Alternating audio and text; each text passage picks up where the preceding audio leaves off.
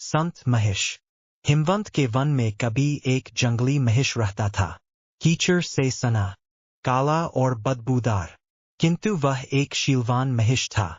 उसी वन में एक नटखट बंदर भी रहा करता था। शरारत करने में उसे बहुत आनंद आता था, मगर उससे भी अधिक आनंद उसे दूसरों को चिढ़ाने और परेशान करने में आता था।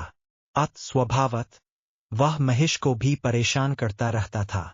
कभी वह सोते में उसके ऊपर कूद पड़ता, कभी उसे घास चरने से रोकता, तो कभी उसके सींगों को पकड़कर कूदता हुआ नीचे उतर जाता, तो कभी उसके ऊपर यमराज की तरह एक छड़ी लेकर सवारी कर लेता। भारतीय मिथक परंपराओं में यमराज की सवारी महिष बतलाई जाती है। उसी वन के एक वृक्ष पर एक यक्ष रहता था। उसे बंदर की छेड़खानी बिल्कुल पसंद न थी। उसने कई बार बंदर को दंडित करने के लिए महिष को प्रेरित किया, क्योंकि वह बलवान और बलिष्ठ भी था।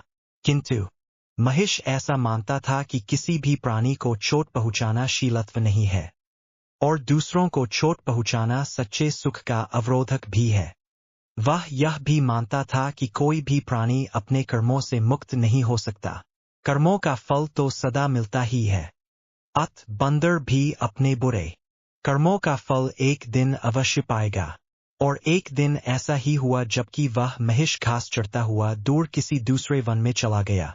संयोगवश उसी दिन एक दूसरा महिष पहले महिष के स्थान पर आकर चढ़ने लगा। तभी उछलता कूदता बंदर भी उधर आ पहुंचा।